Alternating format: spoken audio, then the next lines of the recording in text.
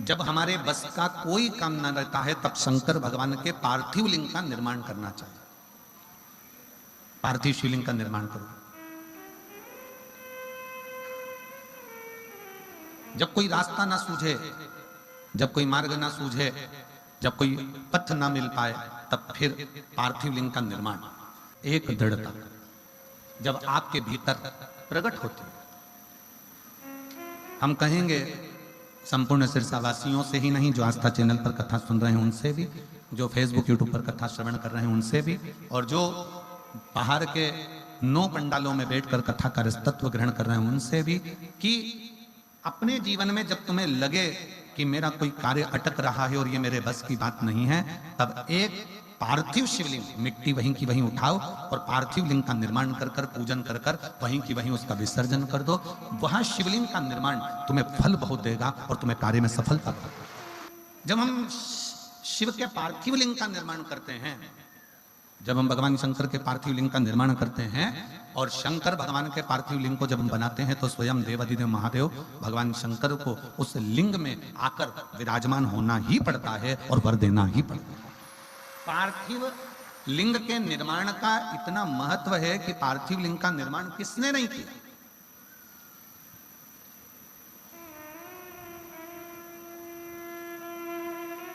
महाराज जी, राम जी भी अयोध्या से लंका तक गए महाराज जी, तो प्रत्येक स्थान पर उन्होंने पार्थिव लिंग का निर्माण किया।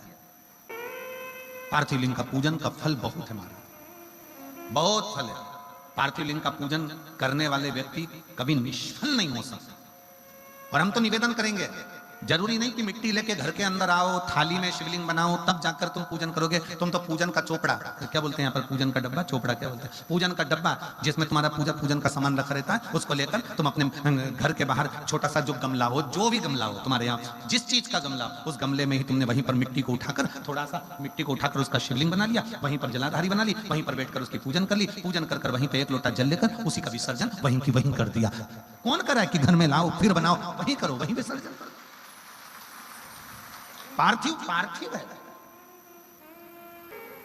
साल में एक बार सावन के महीने में, सावन की शिवरात्रि पर हम भी ऑनलाइन सभी जगह पर शिवलिंग का निर्माण करवाते हैं। आप लोग करते हो उस समय पर? जम के तो बोलो जरा, करना चाहिए। वो एक बार साल में इसलिए पार्थिव शिवलिंग का निर्माण करवा देते हैं कि अगर आपने साल भर नहीं भी करा तो कम से कम एक बार मेरा वो घड़दानी आपके घर के अंदर प्रवेश तो कर जाए और किसी ना किसी तरह से तुम्हारा दुख तो हर जाए, तुम्हारा कष्ट तो हर जाए। पार्थिव लिंग का प्रवेश तुम्हारे घर के अंदर करवा दे। पार्थिव, वो सरल नहीं। और एक और बात याद रखो, कोई भी त्योहार आता है ना, कोई भी त्योहार आएगा, उसके पहले तुमको बहुत डराया जाए। रक्षाबंधन आएगा तो लोग डराएंगे, अभी राखी मत बांधना।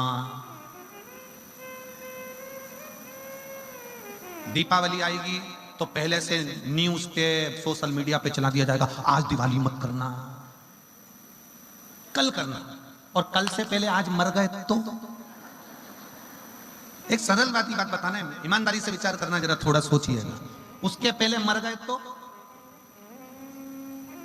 शिव महापुराण की कथा तो कहती है कि रोज शंकर भगवान को जब एक लोटा जल चढ़ाओ और दिया लगाओ तो ये सोचो कि मेरे घर में रोज की दिवाली है, रोज की दिवाली। मेरे ओ घड़दानी, मेरे शंकर भगवान को जब हाथ में बांधने वाली मोली का लच्छा थोड़ा सा चढ़ाओ तो रोज बाबा से कहो मेरे घर में रोज रक्षाबंधन है, प्रतिदिन की मैं राखी बांध। जब जब त्योहार आएगा तब तब सनातन धर्म का लोगों ने मजाक बनाने के लिए, सनातन धर्म को नीचा करने के लिए लोगों ने हमारे त्योहारों को तोड़ना चालू कर दिया। रक्षाबंधन आएगा, डरा देंगे, भद्रा लगा है।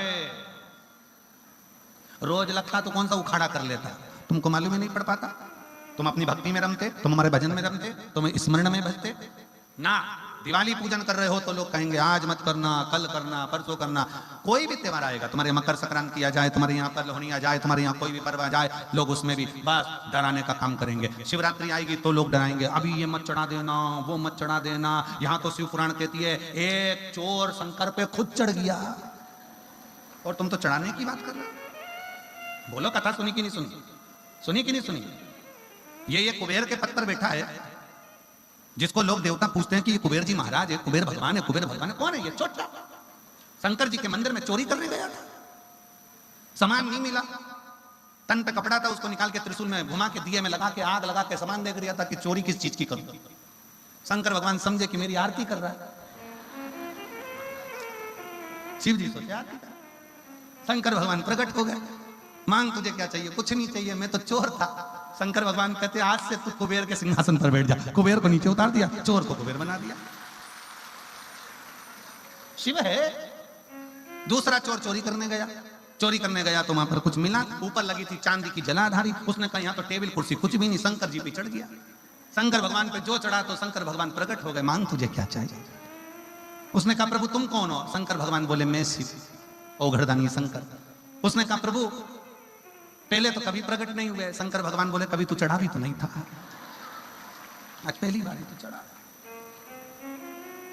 रोज जल चढ़ता था, दूध चढ़ता था, बेलपत्र चढ़ता था, धतूरा चढ़ता था, दही चढ़ता था, मधु चढ़ता था, बेलपत्र चढ़ती थी, आज तू पूरा ही चढ़ गया। इससे बढ़कर और क्या? सहज। कोई तुमको डराए, शिव जी को ये मत चढ़ा देना, शंकर भगवान को ये मत चढ़ा देना, शंकर भगवान को वो मत चढ़ा देना।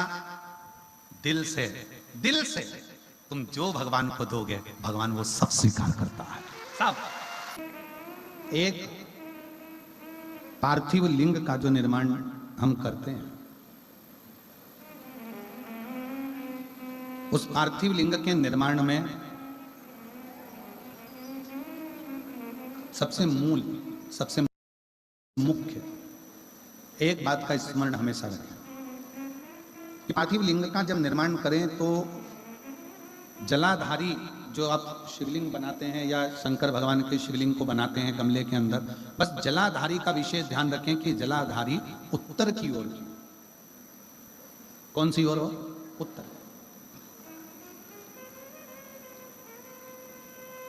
आप बैठे कैसे भी हो, पर जलाधारी का जो मुख है, जलाधारी का जो जल बहने का जो स्थान है वो उत्तर का। पार्थिव लिंग पूजन में इस विशेष बात का ध्यान रखकर आप पूजन करें। बाकी का आपका जैसा मन है भगवान शंकर को रिझाने का, जैसा शिव को आप रिझा सकते हो, शंकर को जैसे मना सकते हो, वैसे आप बनो। और फिर निवेदन करूं, किसी को हाथ दिखाने से अच्छा है, किसी को अपना भविष्य बताने से अच्छा है कि इस हाथ में एक लोटा जल भरो और ये हाथ शिव को समर्पित कर दो। वो पकड़ लेगा तो सारे ग्रह सुधर। अगर उसने हाथ पकड़ लिया सारे ग्रह सुधर गए, सारे ग्रह।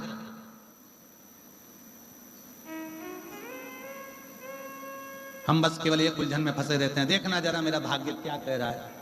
अब जिसको दिखा रहे हैं उसको खुद की नहीं मालूम तो अपनी क्या खाक बताए।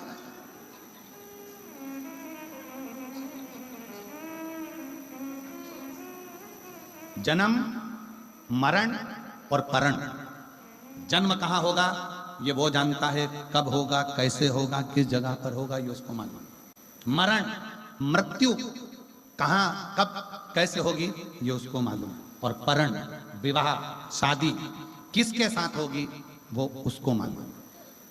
इतनी सारी मेरी जीजियां बेटी और इतने सारे मेरे जीजा बेटे हैं, मेरे जीजाओं से निवेदन है ईमानदारी से बोलना रे मेरे जीजाओं, तुम्हारे लिए कितनी लड़की देखी होगी, कितनी कितनी देखी, उसके बाद तुम्हारी किस्मत में ये जगदम्बा लिखी थी, कितनी ही देखी है ये लिखी। और मेरी जीजियों ईमानदारी से बोलो तुम्हारे लिए कितने जोरदार जोरदार लड़कों की खबर आई थी, कितने अच्छे अच्छे फोटो आए, मौसा जी कोई बताए, मामा जी कोई बताए, काका जी कोई बताए, और तुम्हारी किस्मत में यही भेरू लिखा। अब सिंदूर पोतते रहो, यही लिखा। किसने लिखा? 1000 लड़कियों के फोटो आए, 1000 लड़कों के फोटो आए, उसके बाद भी संबंध अगर तुम्हारा कहीं पक्का हुआ है तो वो उस परमात्मा ने जहां लिखा था वहीं पर हुआ है, चाहे तुम कितना भी माथा बड़ी, कितना भी सिद्ध बड़ी।